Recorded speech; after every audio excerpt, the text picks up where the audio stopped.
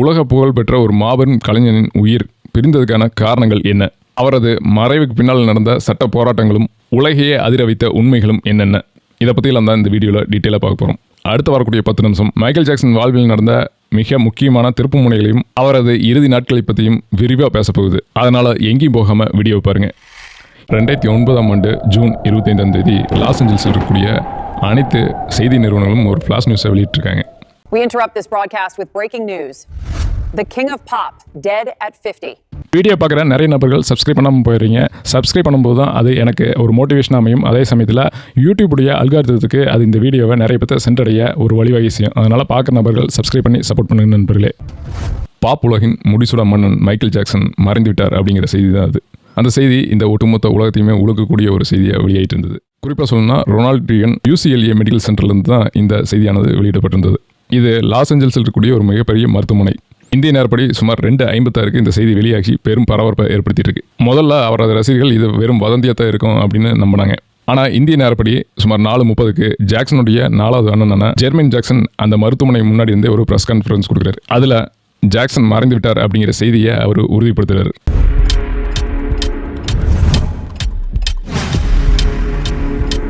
இது Michael Jackson இறப்பதற்கு ஒரு சில மாதங்களுக்கு முன்னாடி நடந்த ஒரு சம்பவம். அன்னைக்கு மைக்கேல் ஜாக்சன் வாழ்க்கையில் நார்மலான ஒரு நாள். ஆனால் பல மாதங்களா பல வருடங்களா அவருக்கு தூக்கங்கிறதே இல்லை. உலகமே அவருடைய நடனத்தை பார்த்து வியந்துட்டு இருக்கும்போது மைக்கேல் ஜாக்சனும் ஒரு நிமிஷம் தூங்குறதுக்கே ரொம்பவுமே போராடிட்டு இருந்தார். அன்னைக்கு இரவுலையும் அதே தான் நடக்குது. வழக்கம் போல அவரது வீட்டிலேயே இருக்கக்கூடிய அவருடைய தனிப்பட்ட டாக்டர் கான்ராட் முரே அப்படிங்கிறவர் அவருடைய அறைக்குள்ள நுழையிறார். வரும்போதே கையில் ஒரு இன்ஜெக்ஷனோட வர்றாரு. ஜாக்சனுடைய நரம்புல அந்த இன்ஜெக்ஷனை செலுத்தின Murray all set go to sleep படி அப்படின்னு மெதுவாக சொல்றாரு. ஜாக்சனுடைய கண்கள் மெதுவாக மூடப்படுது. அவர் மெல்ல ஒரு ஆழ்ந்த உறக்கத்திற்கு செல்கிறார். ஆனால் இங்கே தான் நம்ம உறைந்து போகக்கூடிய ஒரு உண்மைங்கிறது ஒளிஞ்சிருக்கு. ஜாக்சனை தூங்க வைக்க அவரது டாக்டர் கொடுத்த மருந்து அப்படிங்கிறது ஏதாவது சாதாரண தூக்க மாத்திரையோ இல்லை காய்ச்சலுக்கு கொடுக்கக்கூடிய மாத்திரையோ கிடையாது. அது ப்ரொபோஃபால்னு சொல்லக்கூடிய அதி தீவிர மயக்க மருந்து. உண்மையிலுமே இந்த ப்ரொபோஃபால்னா என்ன? இது உண்மையாலுமே ஆபத்தான ஒரு மருந்தா? பொதுவாக மருத்துவமனைகளில் ஒரு பெரிய அறுவை சிகிச்சை நடக்கும்போது சுயநினைவை இழக்க செய்யும் ஆப்ரேஷன் தியேட்டரில் மட்டுமே பயன்படுத்தக்கூடிய ஒரு மிக வீரியமான மருந்து அனஸ்தீசியான்னு சொல்லக்கூடிய இந்த ப்ரொபோஃபால் அப்படிங்கிறது. இது சாதாரண தூக்கத்துக்காக பயன்படுத்தவே கூடாத ஒரு மருந்துன்னு சொல்லலாம். ஏன்னா இதை ஒருத்தருக்கு கொடுக்கும்போது அவருடைய சுவாசமும் ரத்த அழுத்தமும் மிக கடுமையான அளவுக்கு குறையக்கூடும். சில நேரங்களில் இதய துடிப்பை நின்று வரக்குண்டான வாய்ப்புகளும் இருக்குது. அதனால தான் ஆப்ரேஷன் தியேட்டரில் இதையை உபயோகப்படுத்தும் போது கூடவே நோயாளிகளின் மூச்சு கற்ற கவனித்துக் கொண்டிருக்கக்கூடிய வெண்டிலேட்டரும் ஒரு மயக்க மருந்து நிபுணரும் அருகிலேயே இருக்கணும். ஆனால் எந்தவித ஒரு அவசரகால பாதுகாப்பு கருவிகளும் இல்லாத ஒரு சாதாரண படுக்கை அறையில் தான் வெறும் தூக்கமின்மை பிரச்சனைக்காக மைக்கேல் ஜாக்சனுக்கு இந்த மருந்தானது தொடர்ந்து கொடுத்து கொண்டே இருக்கப்படுகிறது. ஒரு மனிதன் தூங்குவதற்காக ஆப்ரேஷன் தியேட்டரில் மட்டுமே உபயோகப்படுத்தக்கூடிய இந்த மயக்க மருந்தை எதுக்காக எடுத்துக்கணும்? இந்த நிலைக்கு மைக்கேல் ஜாக்சன் வர காரணம் என்ன? அவரோட வாழ்க்கையில் அப்படி என்னதான் நடந்தது? உலகமே வியந்து பார்த்த பாப் உலகின் ராஜா, மின்னல் வேகத்தில் நடனமாடக்கூடிய ஒரு அசாத்திய கலைஞர். ஆனால் இந்த பிரம்மாண்டமான மேடை வெளிச்சத்துக்கு பின்னாடி மிகப்பெரிய இருண்ட பக்கமே இருந்தது மைக்கேல் ஜாக்சனுக்கு. அதுதான் அவருடைய உடல் இருந்த தாங்க முடியாத வலி மற்றும் மன அழுத்தம் அப்படிங்கிறது. அதான் தூக்க மாத்திரை எடுத்துட்டோம்னாவே தூக்கம் வரப்போகுது. அப்படி இருக்கும்போது இவ்வளவு வீரியமிக்க மருந்தை மைக்கேல் ஜாக்சன் எடுத்துக்க வேண்டிய அவசியம் என்ன அப்படிங்கிற கேள்வி நமக்கெல்லாம் வரலாம். இதுக்கு பின்னால் 3 முக்கியமான காரணங்கள் இருந்தது. முதலாவது காரணம் அந்த பயங்கரமான தீ விபத்து. 1984 ஒரு விளம்பரப்படத்தில் நடிச்சிட்டு இருந்த மைக்கேல் ஜாக்சனுக்கு மிகப்பெரிய ஒரு தீ விபத்து ஏற்படுது. இதில் எதிர்பாராத விதமாக மைக்கேல் ஜாக்சனுடைய தலையில் தீ பிடிச்சிருது. அவரது உச்சந்தலையில் மிக கடுமையான 3ஆம் நிலை தீக்காயங்கள் ஏற்பட்டன. இந்த 3ஆம் நிலை தீக்காயங்களுடைய வலி அப்படின்னு நம்ம சொன்னா அது நம்ம கற்பனை கூட செஞ்சிருக்க முடியாத அளவுக்கு வலிகள் இருக்கணும். அந்த வலியிலிருந்து தப்பிக்கிறதுக்கு தான் மைக்கேல் ஜாக்சனுக்கு மிக வீரியமிக்க வலி நிவாரண மாத்திரைகள் கொடுக்கப்படுது. 2வது காரணம் மேடையில் நடந்த ஒரு கொடூரமான விபத்து.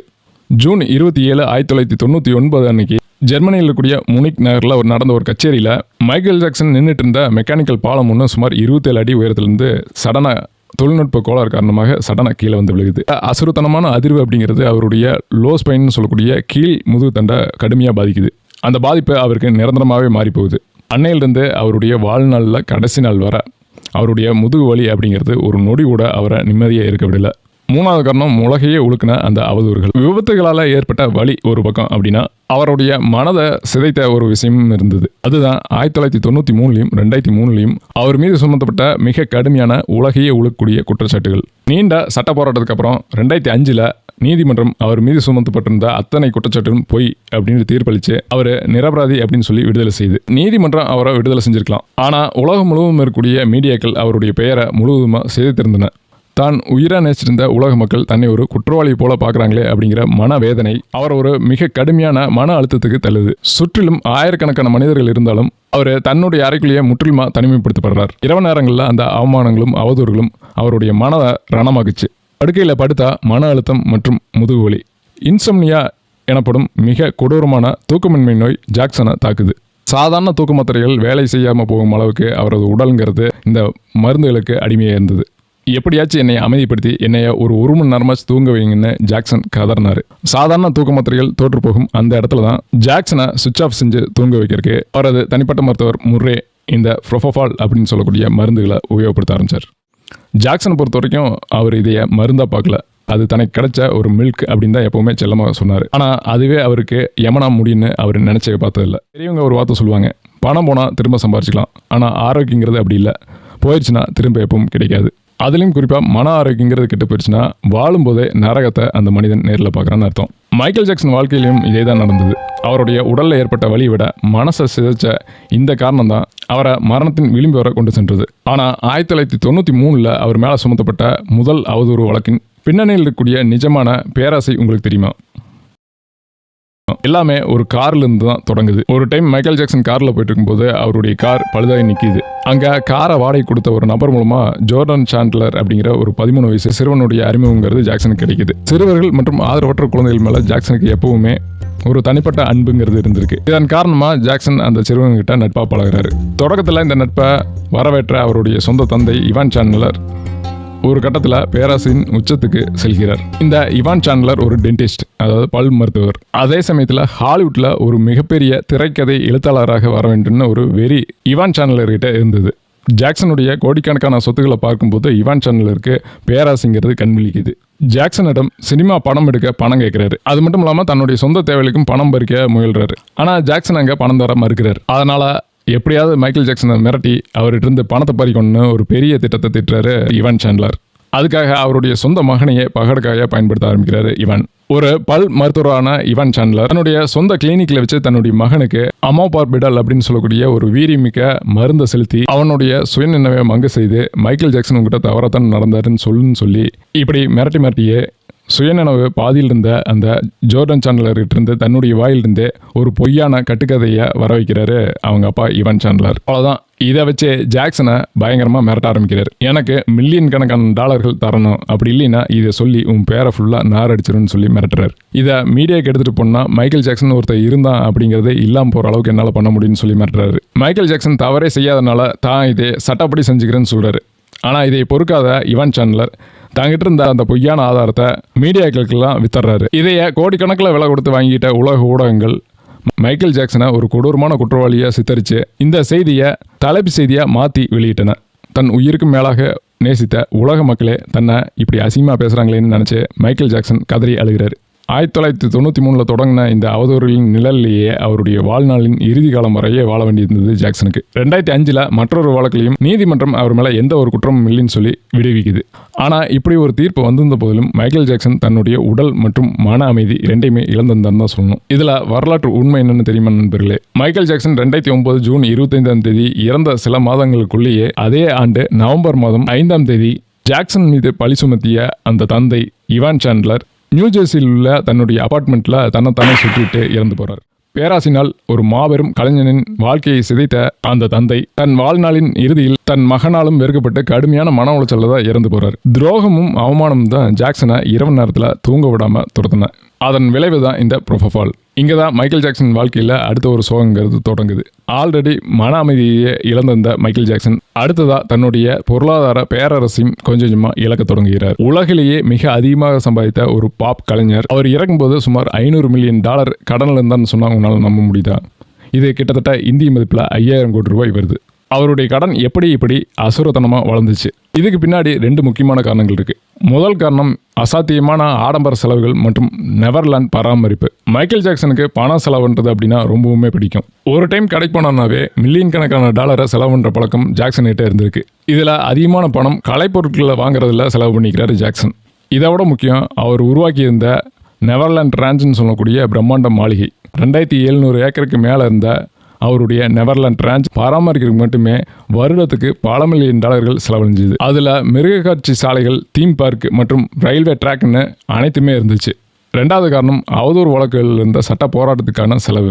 அது என்ன பெருசாக செலவு வந்துட போகுது அப்படின்னு நீங்கள் நினச்சிங்கன்னா, ஜாக்சன் உலகின் மிக உயர்ந்த வக்கீல்களை நியமிக்க வேண்டியிருந்தது. இந்த சட்ட போராட்டங்களுக்காகவும் கோர்ட்டுக்கு வெளியிலான செட்டில்மெண்ட்டுகளுக்காகவும் பெரிய பணம், பெரிய தொகை செலவழிக்கப்பட்டது. இதுக்கு மட்டுமே பல $100 கோடி செலவழித்தார் மைக்கேல் ஜாக்சன். 2005 அவர் நிரபராதின்னு சொல்லி விடுவிக்கப்பட்டிருந்தாலும் 10 வருட போராட்டத்தில் அவர் கையில் இருந்த அனைத்து பணமும் தீர்ந்து போயிருந்தது. இந்த அவதூறு வழக்குக்கு அப்புறம் பேங்க் அவருக்கு கடன் கொடுக்கறதையே நிறுத்திடுறாங்க. ஆனால் வாங்கின கடனுக்கான வட்டிங்கிறது அசுர வேகத்தில் குட்டி போட்டுக்கிட்டே இருந்தது. இந்த 10 வருட காலத்தில் ஜாக்சன் எந்த ஒரு இசை கச்சேரியும் பெருசாக நடத்தாமல் இருந்தார். அப்படி இருக்கும்போது இதிலிருந்து வெளிவரக்கு அவருக்கு இருந்த ஒரே வழி மீண்டும் மேடை ஏறி பாடுறது தான். இந்த இடத்துல தான் AIG லைவ்ங்கிற ஒரு மிகப்பெரிய கான்சர்ட் செய்யக்கூடிய ஒரு கம்பெனி ஜாக்சனை அணுகி ஒரு ஒப்பந்தம் பண்ணுறாங்க. அதாவது லண்டன் முழுவதும் 50 கச்சேரிகளை நடத்தர வேண்டும். அப்படி நீங்கள் பண்ணீங்கன்னா உங்களுக்கு உண்டான அந்த கடனுக்கு உண்டான மொத்த தொகையும் நாங்கள் தரோம் அப்படின்ட்டு AIG லைவ் நிறுவனம் சொல்லுது. இதே ஒரு ஒப்பந்தமாகவும் பதிவு செய்கிறாங்க. கடனிலிருந்து மீள்றதுக்கு வேறு வழி இல்லாதனால மைக்கேல் ஜாக்சன் தனது பலவீனமான உடலை கூட பொருட்படுத்தாமல் இதற்கு சம்மதிக்கிறார். ஆனால் இந்த கடன் சுமை அவரது திஸ் இஸ் இட் கச்சேரியை எப்படி பாதிச்சுன்னு தெரியுமா? AIG நிறுவனம் இந்த கச்சேரிக்காக பல மில்லியன் டாலர் முன்பணமாக கொடுத்திருந்தது. அந்த பணத்தை வச்சு தான் கடன்களையும் தனது அன்றாட செலவுகளையும் சமாளிச்சுட்டு இருந்தார் ஜாக்சன். ஒருவேளை ஜாக்சனால் ஆட முடியாமல் போனால் அல்லது கச்சேரி ரத்தாச்சு அப்படின்னா ஜாக்சனுடைய மொத்த சொத்தும் பறிமுதல் செய்யக்கூடிய அந்த ஒப்பந்தம் அப்படிங்கிறது போடப்பட்டிருந்தது. ஜாக்சனுடைய சொத்துக்கள்னு சொல்லும்போது அவருக்கு இருந்த அசைய சொத்துக்கள் மட்டும் இல்லை, அவர்கிட்ட இருந்த ரைட்ஸான சோனி மற்றும் ATV ரைட்ஸையும் சேர்த்து தான் இவங்க இந்த AIG நிறுவனம் வாங்கிக்குவாங்க அப்படிங்கிற ஒரு கான்ட்ராக்ட் அங்கே இருந்தது. நான் ஆடலை அப்படின்னா என்னுடைய வாழ்க்கையும் என் குழந்தைகளுடைய எதிர்காலம் நடுத்தருக்கு வந்துடும் அப்படிங்கிற அசுரத்தனமான பயமும் தூங்க விடாமல் இந்த கச்சேரி செய்ய வற்புறுத்துது. அப்படி இந்த கான்சர்ட் டைம் நெருங்க ரிஹர்சலில் கலந்துக்க வேண்டிய கட்டாயம் ஒரு பக்கமும், உடல் கடுமையான முதுகு வலி ஒரு பக்கம். இந்த அசுரத்தனமான அழுத்தத்தின் காரணமாக தான் எப்படியாவது ஒரு சில மணி நேரம் தூங்கி தன்னுடைய உடம்பை தயார் பண்ணணும் அப்படிங்கிறதுக்காக தான் தனது தனிப்பட்ட மருத்துவரான டாக்டர் முறையிட்ட இஞ்சி இந்த ப்ரொஃபவால் மருந்தாக எடுத்துக்கிறார். கடனிலிருந்து தப்பிக்க நினைத்த பாப் உலகின் ராஜா அந்த நெருக்கடியின் காரணமாக மரண பாதையை நோக்கி தள்ளப்பட்டார். இப்படி தள்ளப்பட்ட ஜாக்சன் வாழ்க்கையில் கடைசி நாளில் என்னதான் ஆச்சு அப்படிங்கிறத ஃபுல் டீட்டெயிலாக பார்க்கலாம். ஜூன் 24 லாஸ் ஏஞ்சல்ஸ் நகரில் இருக்கக்கூடிய ஸ்டேபிள்ஸ் சென்டரில் தன்னுடைய திஸ் இஸ் இட் கச்சேரிக்கு உண்டான ரிஹர்சலில் ஈடுபட்டிருக்காரு மைக்கேல் ஜாக்சன். அவருடைய புகழ்பெற்ற பாடல்களான த்ரில்லர் மற்றும் எர்த் சாங்கை அங்கே பெர்ஃபார்ம் பண்ணுறதுக்காக உண்டான அந்த ரிஹர்சலில் ஈடுபட்டிருக்காரு. இறக்கறதுக்கு ஒரு நாளைக்கு முன்னாடி அவ்வளோ எனர்ஜியோட அவர் அந்த நைட்டு ப்ராக்டிஸ் பண்ணிட்டு இருந்துக்கிறாரு. 50 வயதை கடந்த நபர் எப்படி இப்படி ஒரு எனர்ஜியோட டான்ஸ் ஆடி பாட்டு பாடிட்டு இருக்காரு அப்படின்னு அங்கிருந்தவங்க எல்லாமே வியந்து பார்த்தாங்க. அதுவும் அதிகாலை 1 மணி வரைக்கும். அப்படி ரிஹர்சல்லாம் முடிஞ்சதுக்கப்புறம் 1 மணிக்கு தான் மைக்கேல் ஜாக்சன் தன்னுடைய வீட்டுக்கே கிளம்புறாரு. ஸ்டேபிள் சென்டர்லேருந்து கிளம்புன அவர் கரோல்வுட் டிரைவில் இருக்கக்கூடிய தன்னுடைய வாடகை வீட்டுக்கு கிளம்புறாரு. கிளம்பும்போது அவருடைய க்ரூ கிட்ட நான் நாளைக்கு மதியம் உங்களை வந்து சந்திக்கிறேன்னு சொல்லிட்டு கிளம்புறாரு. அதாவது ஜூன் 25 மதியம் 2 மணிக்கு நான் உங்களை சந்திக்கிறேன்னு சொல்லிட்டு கிளம்புறாரு. கிளம்பும்போது உடல் அளவில் எந்தவித பிரச்சனையும் இல்லைங்கிறத அங்கே இருக்கிற அனைவருமே பதிவு பண்ணுறாங்க. ஆனால் அதுதான் ஜாக்சனை பார்க்கக்கூடிய கடைசி நாளுங்கிறது அங்கே இருக்கவங்க யாருக்குமே தெரியல. அவ்வளவு எனர்ஜியோட நள்ளிரவு 1 மணி வரைக்கும் ப்ராக்டிஸ் பண்ணிட்டு போன ஒரு மனிதன் திடீர்னு அடுத்த நாள் எந்திரிக்கவே இல்லைன்னா யாருனால தான் நம்ப முடியும்? அதிகாலை 1 மணிக்கு வீட்டுக்கு வந்த ஜாக்சனுக்கு தூக்கமே வரல. ஜாக்சன் தன்னுடைய படுக்கை அறையில் இருந்த 1:30 மணியிலிருந்து காலை 10:30 மணி வரை அவருடைய தனிப்பட்ட மருத்துவரான டாக்டர் கான்ராட் முரே அப்படிங்கிறவர் கூடவே இருந்துக்கிறார். ஆல்ரெடி நமக்கு எல்லாத்துக்கும் தெரியும் ஜாக்சனுக்கு இன்சோம்னியா அப்படிங்கிற கடுமையான தூக்கமின்மை இருந்தது. அதனால் அவரை தூங்க வைக்கணுங்கிறதுக்காக முரே பலவிதமான மயக்க மருந்துகளையும் தூக்க மருந்துகளையும் ஒன்றுக்கு முன்னாடி ஒன்றா கொடுக்க ஆரம்பிக்கிறார். முதல்ல டாக்டர் முரே அதிகாலை 1:30 மணிக்கு வலியம் அப்படின்னு சொல்லக்கூடிய டயாசிபமை இன்ஜெக்ட் பண்ணுறாரு. ஆனால் டைம் மட்டும் தான் போயிட்டே இருக்கு, ஜாக்சனுக்கு தூக்கம் வரல. அடுத்த அரை மணி நேரத்திலேயே அதாவது 2 மணிக்கு அட்டிவன் சொல்லக்கூடிய லோரோசிபமை இன்ஜெக்ட் பண்ணுறாரு. இந்த ரெண்டுமே இன்ஜெக்ஷன் மூலமாக தான் இன்ஜெக்ட் பண்ணுறாரு. அப்பவும் ஜாக்சனுக்கு தூக்கம் வரல. இந்த 2 மருந்துமே வேலை செய்யாமல் போக 3ஆவது ஒன்று 3 மணிக்கு ட்ரை பண்ணுறாரு. இப்போ வெர்சடன் சொல்லக்கூடிய மிடாசிலத்தை இன்ஜெக்ட் பண்ணுறாரு டாக்டர் முரே. ஆனால் அப்பவும் தூக்கம் வரல. காலை 5 மணி ஆகுது, ஜாக்சன் ஒரு செகண்ட் கூட தூங்கல. இப்போ டாக்டர் முரே என்ன பண்ணுறாருன்னா அட்டிவன் சொல்லக்கூடிய லோரோசிப்பத்தை அதிக அளவு கூட்டி மறுபடியும் இன்ஜெக்ட் பண்ணுறாரு. என்னதான் மருந்தின் அளவு கூட்டினாலும் அப்பவும் ஜாக்சனுக்கு தூக்கமே வரல. காலையில் 7 மணி ஆயிடுது, ஜாக்சன் தூங்காமல் இன்னும் முழிச்சிட்டு இருக்காரு. எப்படியாவது ஜாக்சனை தூங்க வைக்கணும் அப்படிங்கிற காரணத்துக்காக மீண்டும் மிடாசலத்தை அதிக அளவில் கூட்டி மறுபடியும் இன்ஜெக்ட் பண்ணுறாரு. ஒரு மனித உடம்பு எவ்வளோ தான் தாங்குன்னு பாருங்க. இத்தனை இன்ஜெக்ஷனை செலுத்தியுமே ஜாக்சனுக்கு ஒரு துளி கூட தூக்கம் வரல. இது எல்லாமே சாதாரண மருந்துன்னு நினச்சிக்காதீங்க, இது அனைத்துமே வீரியமிக்க மருந்துகள் தான். ஆனால் இவை அனைத்துமே சரியாக வேலை செய்யாமல் போகும்போது தான் டாக்டர் முரே அடுத்த ஒரு ஆபத்தான முடிவு எடுக்கிறார். இந்த முடிவை காலையில் 10:40 எடுக்கிறார் டாக்டர். அதுதான் ப்ரொஃபவாலை ஜாக்சனுக்கு இன்ஜெக்ட் பண்ணுறது. ப்ரொஃபோஃபாலை பற்றி நம்ம முன்னாடியே பார்த்தோம். இது ஆப்ரேஷன் தியேட்டரில் மட்டும் உபயோகக்கூடிய வீரியமிக்க மயக்க மருந்து. இதை ஆங்கிலத்தில் இன்ட்ரவேனஸ் அனஸ்தெட்டிக்னு சொல்கிறாங்க. இதை வீடுகளில் அதுவும் தூக்கம் வர்றதுக்காக கட்டாயம் பயன்படுத்தக்கூடாதுங்கிற சட்டமே இருக்குது. அப்படி இருந்தும் காலையில் 10:40க்கு ஜாக்சனுக்கு இந்த ஊசியை போடுறாரு. வீடியோ உங்களுக்கு பிடிச்சிருந்தா நிச்சயமாக இந்தியாவின் முதல் பெண் சீரியல் கில்லர் பற்றின வீடியோவும் உங்களுக்கு கண்டிப்பாக பிடிக்கும். அதனால் அந்த வீடியோவோட லிங்கை டிஸ்கிரிப்ஷனில் பின் பண்ணுறேன். அதை கிளிக் பண்ணி அந்த வீடியோவும் பாருங்கள். போடுறாரு முறை. இந்த ப்ரொஃபோஃபால் கூட லைடோகைன்ங்கிற மருந்தையும் சேர்த்தியே இன்ஜெக்ட் பண்ணுறாரு. ஏன்னா ப்ரொஃபோஃபால் இன்ஜெக்ட் பண்ணும்போது அது நரம்புகளில் பயங்கரமான ஒரு நரக வேதனையை கொடுக்கும். அதனால் அந்த வலியை குறைக்கிறதுக்காக லைடோகைன் அப்படிங்கிற வலி நிவாரணியும் சேர்த்தியே இன்ஜெக்ட் பண்ணுறாரு. இது ரெண்டும் சேர்ந்த ஒரு கலவையை அவர் ட்ரிப்ஸ் மூலமாக மைக்கேல் ஜாக்சன் உடம்புக்குள்ளே இன்ஜெக்ட் பண்ணுறாரு. இதை செலுத்தின கொஞ்ச நேரத்திலேயே மைக்கேல் ஜாக்சன் கண்ணை மூடி கண்ணயர தூங்க ஆரம்பிக்கிறாரு. ஆனால் இங்கே தான் ஒரு கொடூரமான விபரீதங்கிறதே நடக்குது. விடிய கொடுக்கப்பட்ட அந்த அத்தனை மருந்துகளையும் சேர்ந்து உடலுக்குள் ஒரு அக்யூட் ப்ரொஃபோஃபால் இன்டாக்சிகேஷன் அப்படிங்கிற ஒரு தீவிரமான நச்சுத்தன்மையாக மாறுது. இதுக்கு மிக முக்கியமான காரணம் என்ன தெரியுமா? அதுதான் பென்சோடியாசெபின்ஸ். டாக்டர் முரே ஜாக்சனுக்கு முன்னாடி கொடுத்திருந்த டயாசிபம், மிடாசுலம் மற்றும் லொராசிபம் இது போன்ற இந்த மருந்துகள் எல்லாமே பென்டோசிபன்ஸ் வகையை சேர்ந்தது தான். இப்படி பென்டோசிபன்ஸும் ப்ரொஃபோஃபாலும் கலக்கும்போது அங்கே ஒரு தீவிரமான ஒரு நச்சு கலவையாக அது மாறுது. இந்த கலவை தான் ஜாக்சனுடைய மூச்சை ஒட்டுமொத்தமாக நிறுத்துச்சு. அப்படின்னாலும் இதுக்கு பின்னாடி வேற ஒரு காரணமும் இருக்குது. அது என்ன அப்படின்னா, பொதுவாக இந்த ப்ரொஃபோஃபாலில் எப்போவெல்லாம் இன்ஜெக்ட் பண்ணுறாங்களோ அப்போ ரத்த அழுத்தம், ஹார்ட் பீட் மற்றும் ஆக்சிஜன் இது எல்லாத்தையுமே மானிட்டர் பண்ணிகிட்டே இருக்கிறதுக்கு முக்கியமான கருவிகள் கண்டிப்பாக தேவை. உயிர் காக்கப்படும் கருவிகள் இல்லாமல் இந்த ப்ரொஃபோஃபாலை என்றைக்குமே இன்ஜெக்ட் பண்ணக்கூடாதுங்கிறது தான் ரூலே. அப்படி இருக்கும்போது டாக்டர் முரே எந்த ஒரு உயிர் காக்கப்படும் கருவியும் இல்லாமல் வெறும் பல்ஸ் ஆக்சிமீட்டர் மட்டும் வச்சுட்டு ப்ரொஃபோஃபாலை இன்ஜெக்ட் பண்ணுறாரு. இதை விட கொடுமை என்னென்னா, இந்த இன்ஜெக்ஷன் போட்டதுக்கப்புறம் டாக்டர் முரே அந்த இடத்துலயே இல்லை. அவர் போய் தன்னுடைய கேர்ள் ஃப்ரெண்டு கிட்ட சேட் பண்ண போயிட்டார். கண்கள் மூட ஆரம்பித்த ஜாக்சனை சுமார் 2 நிமிஷமா விட்டுட்டு வெளியே போய் தன்னுடைய கேர்ள் ஃப்ரெண்டு கிட்ட பேசிட்டு அதுக்கப்புறம் தான் உள்ள அந்த ரூம்குள்ளேயே என்டர் ஆகிக்கிறாரு. அப்படி 2 நிமிஷம் கழிச்சு டாக்டர் முரே உள்ள வரும்போது இந்த ஒட்டுமொத்த உலகத்தையும் உழுக்க போகும் பேராபத்துங்கிறது நடந்திருந்தது. மைக்கேல் ஜாக்சன் முற்றிலுமாக மூச்சு விடுவதை நிறுத்தியிருந்தார். அவர் விரல் இருந்த ஆக்சிமீட்டர் ஒலி எழுப்பி கொண்டிருந்தது. இந்த இடத்துல சிபிஆர் சரியான முறையில் செஞ்சிருந்தார்னா நின்று போன இதயத்தை அவர் மீண்டும் துடிக்க வச்சிருக்கலாம் அப்படின்னு ஒரு குற்றச்சாட்டு முன்வைக்கப்படுது. ஆனால் டாக்டர் முரே தரப்புலேருந்து நான் சிபிஆர் பண்ணேன் அப்படின்னு சொல்றாரு. ஆனால் பொதுவாக சிபிஆர் அப்படிங்கிறது தரையில் தான் வச்சு பண்ணணுங்கிறது தான் ஒரு விதி. அப்படி இருக்கும்போது டாக்டர் முரே வந்து பார்த்துட்டு அன்கான்சியஸாக இருந்த மைக்கேல் ஜாக்சனுக்கு பெட்லேயே வச்சு சிபிஆர் பண்ணாரு அப்படின்னு சொல்லியிருக்காரு. இதனால் நின்று போன இதயம் மீண்டும் துடிக்கிறதுக்கான வாய்ப்பே இல்லாமல் போயிருந்தாங்க.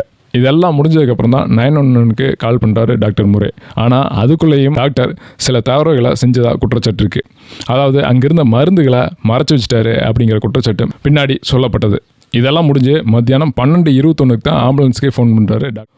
சுமார் 10:40க்கு போடப்பட்ட அந்த ப்ரொஃபோஃபால் இன்ஜெக்ஷனும் அதுக்கப்புறம் 2 நிமிஷம் கழிச்சு வந்து பார்த்தேன் அப்படிங்கிற அவருடைய வாக்குமூலமும் அதுக்கு பின்னாடி 12:21க்கு தான் ஆம்புலன்ஸுக்கு ஃபோன் பண்ணதும் இந்த இடைப்பட்ட காலத்தில் டாக்டர் மைக்கேல் ஜாக்சனை காப்பாற்றுறதை விட அவர் தன்னுடைய குற்றங்களை மறைக்கிறக்கே அதிக நேரம் எடுத்துக்கிட்டதாக தான் நமக்கு தெரியுது. மருத்துவ குழுவினர் வந்து மைக்கேல் ஜாக்சனை ஹாஸ்பிட்டலுக்கு எடுத்துகிட்டு போயும் எந்த ஒரு பலனும் இல்லாமல் போகுது. மதியம் 2:26 மணிக்கு மைக்கேல் ஜாக்சன் மறைந்தார் அப்படிங்கிற செய்தி அதிகாரப்பூர்வமாக மருத்துவமனையிலிருந்து வெளியிடப்படுது. இப்போ வரைக்கும் இதுக்குண்டான காரணம் அக்யூட் ப்ரொஃபோஃபால் இன்டாக்சிகேஷன் சொன்னாலும் இதைய சரியான முறையில் சரியான கருவிகளோட செய்யாது ஏன் அப்படிங்கிறதுக்கு இப்போ வரைக்குமே விட இல்லை. அது மட்டும் இல்லாமல் எதுக்காக 10:40லிருந்து 12:22 வரைக்கும் டைம் எடுத்துட்டார் டாக்டர் முரே அப்படிங்கிற கேள்விக்கும் இன்று வரை விட இல்லை. இப்படி கொடூரமான துரோகங்கள், கடுமையான உடல் வலி, அசுரத்தனமான கடன் சுமை இவை அனைத்தும் சேர்ந்துதான் உலக புகழ்பெற்ற ஒரு பாப் கலைஞனை ஒரு சாதாரண படுக்கை அறையில் தவறான மருத்துவ முறையின் காரணமாக மரணிக்க வச்சுது. ஆடம்பரமும் புகழும் ஒரு மனிதனுக்கு எல்லாத்தையுமே தந்துடலாம். ஆனால் நிம்மதியான 1 மணி நேரம் தூக்கம் தர முடியாது அப்படிங்கிறது மைக்கேல் ஜாக்சன் வாழ்க்கையே ஒரு ஆகச்சிறந்த உதாரணம். இதில் கொடுமையான விஷயம் என்னன்னா, டாக்டர் முரேக்கு மாதம் $150,000 சம்பளமாக கொடுக்கப்பட்டது தான். $150,000 தன்னுடைய மாத சம்பளமாக வாங்கின டாக்டர் முரே தன்னுடைய பணியை சரியாக செஞ்சாராங்கிறத நீங்கள் தான் கமெண்ட்டில் சொல்லணும். பாப் உலகின் ராஜா அப்படின்னு சொல்லக்கூடிய மைக்கேல் ஜாக்சனின் இந்த துயரமான கதையை பற்றி நீங்கள் என்ன நினைக்கிறீங்கிறத கமெண்ட் பாக்ஸில் கமெண்ட் பண்ணுங்கள். இது போல் ஆழமான உண்மையான குற்ற சம்பவங்களை சினிமாட்டிக் டைப்பில் நீங்கள் கேட்கணும் அப்படின்னு நினச்சிங்கன்னா நம்ம சேனலை சப்ஸ்கிரைப் பண்ணி சப்போர்ட் பண்ணுங்கள். மீண்டும் ஒரு சுவாரஸ்யமான வீடியோவில் சந்திக்கிறேன். நன்றி, வணக்கம். உங்களுக்கு தேவையான மரணங்கள் இல்லாட்டி குற்ற வழக்குகள் பற்றி பேசணும் அப்படின்னா கமெண்ட் பாக்ஸில் கமெண்ட் பண்ணுங்கள். எது அதிகமான கமெண்ட் கிடைக்குதோ அதுக்குண்டான வீடியோவை நான் உங்களுக்கு கண்டிப்பாக பண்ணுறேன்.